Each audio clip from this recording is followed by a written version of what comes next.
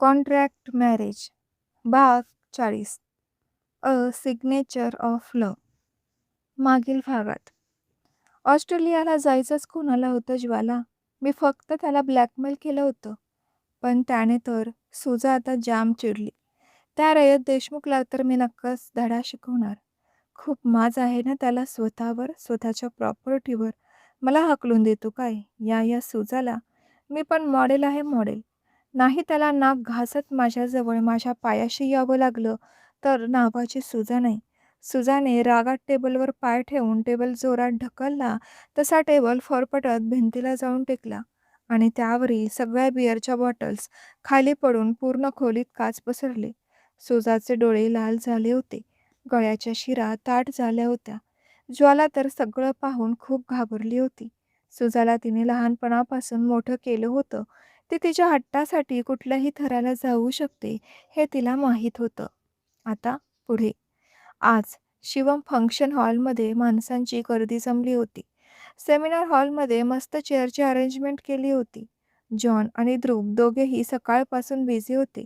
देशातील वेगवेगळ्या टेक्स्टाईल कंपनींमधून मोठमोठे बिझनेसमॅन तिथे आले होते. त्यात आपले रयत साहेब सुद्धा जॉन आणि ध्रुव सोबत दाखल झाले होते. सर्व बिझनेसमॅनना बसण्यासाठी स्टेजच्या लेफ्ट साईडला व्यवस्था करण्यात आली होती. रयतसोबत अजून टॉप 10 बिझनेसमॅन सुद्धा त्याच्यासोबत आले होते. नेहमीप्रमाणे यावर्षी देखील आपलं क्लॉथ सेंटरचं मार्केटिंग टॉप 1ला असावं म्हणून जॉन आणि रयतचे सुद्धा प्रयत्न चालू होते. मागील काही दिवसांपासून तो याच दिवसासाठी जीवापाड प्रयत्न करत होता. फायनली तो दिवस आज आला होता, ज्याच्यापासून थोड्या दूर अंतरावर हर्षवर्धन चौधरीसोबत समीर देखील आला होता. तो त्याच्यापासून थोड्या अंतरावर होता. हा इथे कसा? रयतचं लक्ष अचानक समीरकडे गेलं आणि त्याने त्याच्याकडे बारीक डोळे करून पाहिलं. तो हर्षवर्धनसोबत बोलत होता. बाकीचे आणखी कंपनीकडून आलेले स्टाफ देखील रयतच्या रोमध्ये खुर्चीला रेलून बसले होते. प्रत्येकाने आपापला चांगला क्लॉथ आणला होता. सगळ्यांनी आपापले मटेरियल समोर सबमिट केले होते. स्टेजवर 2-4 लोक बसले होते. त्यांच्या शेजारी आणखी एक चेअर होती आणि ती रिकामी ठेवली होती. बहुतेक अजून कोणीतरी येणार होतं आणि सगळेजण त्यांचीच वाट पाहत होते. असाच वेट करत 2 तास निघून गेले. सगळेजण आता वैतागून गेले होते. "बॉस, तुमच्यासाठी काही आणू का? चहा किंवा कॉफी?" जॉनने चौकशी केली. "No need." फॅशन एक्सपर्ट अजून आले नाहीत का? रयतने हातातील ब्रँडेड वॉचकडे पाहत विचारलं. "सर, मी आताच चौकशी केली. यावेळेस एक न्यू मॅम एक्सपर्ट म्हणून येणार आहेत." जॉन माहिती पुरवत बोलला. "व्हॉट?" रयत भुवया उंचावत म्हणाला. "Yes sir. त्या फक्त 5 मिनिटाच्या अंतरावर आहेत." जॉन बोलला तसं स्टेजवर पुन्हा माईकचा आवाज येऊ लागला. अचानक स्टेजवर फटाक्यांचा आवाज येऊ लागला. स्टेजवर भरपूर गर्दी झाली. रयत आणि जॉनला तर समोर काय चालू आहे ते समजत नव्हतं. फॅशन एक्सपर्ट म्हणून ईशाचं सिलेक्शन झालं होतं आणि आता ती स्टेजवर येताच सगळीकडे फटाके वाजू लागले होते. पण सगळे इतका जल्लोष करत होते की तिचा चेहरा रयतला दिसत नव्हता. तसं तिला त्याला पाहायचंही नव्हतं. एकदा का त्याचं काम झालं की त्याला फॅशन शोकडे लक्ष घालायचं होतं. पण सोबत असणारा जॉन मात्र समोर स्टेजकडे एकटक पाहत होता. तर लेडीज अँड जेंटलमॅन, तुम्हाला सगळ्यांना माहीतच आहे की आपण इथे का जमलोय आणि आतापर्यंत आपण ज्या मॅमची वाट पाहत होतो त्या फायनली इथे पोहोचल्या आहेत. बॉस, बॉस, जॉन समोर डोळे मोठे करून बोलत होता. बोल जॉन. रयत आता उगीच हाताला फोन घेऊन चाळत बसला होता. जॉनने ईशाला पाहिलं आणि ईशा फॅशन एक्सपर्ट बनून तिथे आली, त्यामुळे त्याला खूप आनंद झाला होता. आता ईशाचं जर एक्सपर्ट बनून तिथे आली असेल तर त्याचं काम 100% होणार, असं जॉनला वाटत होतं. त्यात त्याला लवकर हे काम आटोपून न्यू मॉडेल देखील शोधायची होती.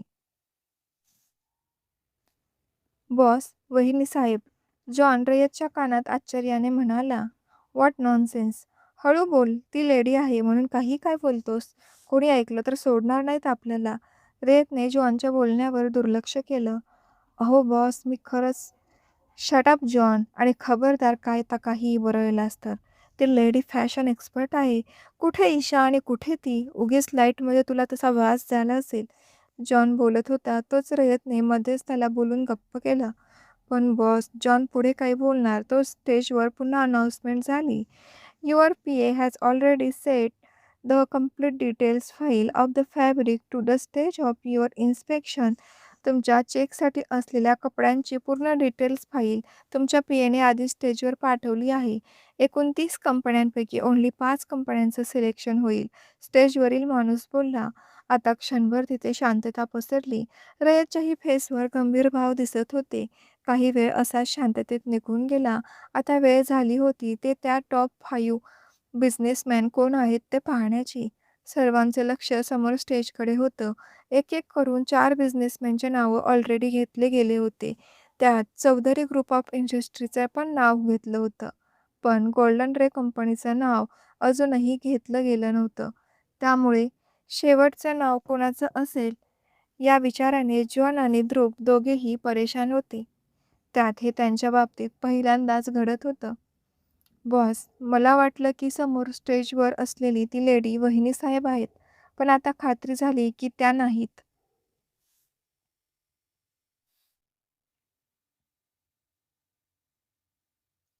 रयत रागात बोलला. त्याचं सगळं लक्ष त्या शेवटच्या नावावर होतं.